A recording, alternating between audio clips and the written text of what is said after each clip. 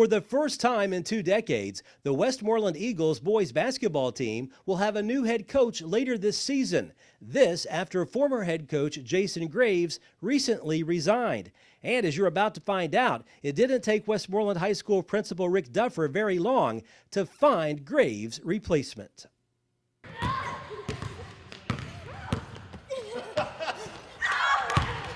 Corey Fitzpatrick plays a little basketball with 2 of his 4 young sons at the Westmoreland High School gym. It's pretty much a daily ritual after school. However, one thing that has changed in Fitzpatrick's life recently is his job title. A few weeks ago, he was an assistant coach at Westmoreland High School. Today, he's the new head coach for the Eagles. You know, I had a ton of weight off my shoulders. I'd worried just because some time had gone by, and I know that I'd heard that there'd been some applicants and some resumes and some interest shown in the position, and just the time and me second guessing everything. I thought, well, maybe I don't know what's going to happen, but you know, once I got the call and he told me, I was just overwhelmed, blessed, very proud, very honored to be able to step in and to assume this role. And after the last couple of days, you know, I've had a lot of well wishes, had a lot of people call, text, and say congratulations. You know, we believe you're going to do a good job. Right man for the job. You know, good hire. Things like that, and it really does. I mean, it really does matter, and it really does boost your esteem. You know, and going into this, and it's something I've wanted to do for a long time. So I'm beyond excited. You know, I can't wait to get going, and we're going right now, and I'm looking forward to it. You know, it's going to be a good thing, and just looking forward to it. How does being an assistant for this team the last few years help you now transition into the role as head coach? Well, and the good thing about that is I don't believe that every program is built to make assistants good head coaches. And a good thing that Jason Graves does at Westmoreland High School is he teaches the game of basketball. He doesn't teach a play. He doesn't teach necessarily X's and O's as far as he teaches the game of basketball, defensive reads, offensive reads, and how to play the game. And so for me, being under him, I've been under him for 7 years, total years, and I've learned a lot under him, under his tutelage and under his knowledge, and just sitting and talking, whether it's before a game or after a game or whatever it is, and seeing how he handles himself and seeing what kind of decisions he makes throughout the game, and being around him, you know, off the court, and seeing how he handles himself with the public and with the kids, and you know, and that's really helped me learn a lot as far as responsibilities and things like that. Of course, there's things that I haven't had to handle, the financial side of it and scheduling side of it and things like that. But I feel comfortable with those things and feel like I'll do a fine job. But I have to give all credit to Coach Graves as far as his tutelage and his knowledge last few years of getting me ready and prepared for this position. Of course, Westmoreland fans realize that Coach Graves, they've watched him for practically 20 years, I guess it is, on the sidelines, and very even-tempered, doesn't get too excited.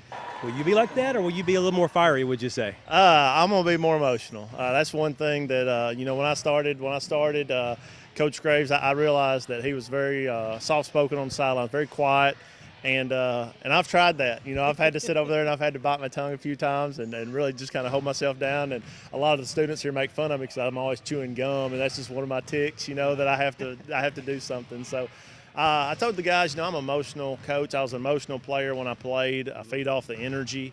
I try to be positive with the energy, and you know, I think it can be good and bad. I don't think you make emotional decisions as a head coach. You don't want to make a decision based on your emotions, cost your team a play or some points or even a game. But I think when a team makes a run and they're up and you're excited and you show them that you're excited, I think they can feed off that. And I think that might can sometimes push them through a tough time or a tough situation.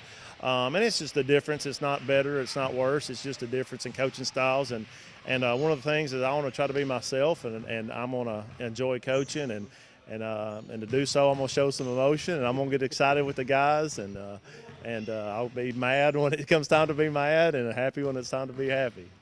You are a 1999 graduate of Macon County High School. Obviously, that's going to be one of those teams that you play twice this season. How emotional do you think that game will be for you, or will it be just pretty much like another game? When I went back, when I started helping Coach Jason Graves 10 years ago. And so the first couple times that I went back over to Near White gymnasium, it was emotional. I look around, I see banners, I see pictures that I'd seen, and grew up playing, there in Macon County, and have a lot of close friends, a lot of family, a lot of people that are near and dear to my heart and my family's heart. But there comes a time to separate your high school career and your professional career. And I wish all the best in the world, to Macon County. And over the past few years, Jason Welch and myself have become good friends. We do a lot of running. We've run a lot of half marathons together. We keep in touch over the phone and talk quite often, just on a personal level. And so we'll have a friendly little rivalry, he and I'm sure. I'm sure he wishes the best for me. He knows I wish the best for him. But, when it comes down to it, you want to win every game. It don't matter if it's Macon County or if it's Portland or if it's Gallatin or whoever it is. I'm going to want to win, and the nostalgia of going back in that gym has wore off over the past couple of years. I've been here now for eight of my 10 years, and I feel at home. I feel at home here. The community has accepted me, the parents, the kids.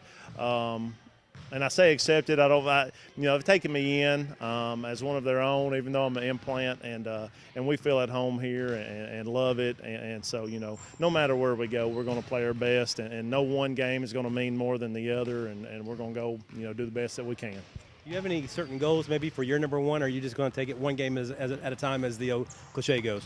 Well, starting off, I'm one game at a time. I'm going to just get one under the belt right now. Let's get the first one under the belt. And then we'll see what we can do after that. Right now, we're in the off season. We want to get stronger, quicker. We want to shoot the ball a little bit better. We're going to get ready for summer camps, and hopefully in this period of time we can keep everybody healthy, keep everybody away from injuries, and do things like get stronger. And so go through summer camp. First goal is injury-free. Let's get through summer camp injury-free. Be able to return back into July, 1st of August, back to school, and we'll start talking goals and team goals. But I suspect as a team, first game under our belt is going to be goal number one, and then usually we go look at maybe getting 5 games or the next 4 or 5 games, and that'll be our first goal. Let's just make it through summer first. Let's get through injury free and have everybody come back nice and healthy in August. What kind of team can Westmoreland fans expect to see? Will it be similar to last year's team, or will it be maybe a little different, maybe a few little wrinkles for this upcoming season? There's an old saying, if it ain't broke, don't fix it. And Jason Graves does a great job with our offense here. Like I said, it's a read offense. They read the defenses, and guarding it's tremendously difficult. And when you shake hands with the opposing coach, and the coach says, "Man, y'all just make it tough," that's a compliment. Or we didn't play very well tonight. Well, that's a compliment for your team. It means you did something right to make them not play well. And having said that, we're going to do a lot of things the same as what we've done in years past, and especially this group of seniors coming up. They're used to that. They're accustomed to that. I'm not going to come in and try to reinvent the wheel. There are going to be some wrinkles that we're going to throw at different teams, and we've got a couple of big guys returning. We've got Lucas Garrison inside, and he can play outside as well. We've got Colton Pippin that can play inside, outside. We've got a junior point guard. And so there's several things that we can do that we can maybe look at a couple of different things. And as time goes by, we'll kind of make those adjustments from maybe week to week. But we're going to stick with what we've done right over the past few years, and we'll see how that goes. Fitzpatrick and the Eagles tip off the new season later this year in November, a season the 35-year-old first-year head coach will never forget. Reporting in Sumner County, Barry Hiett, NCTV.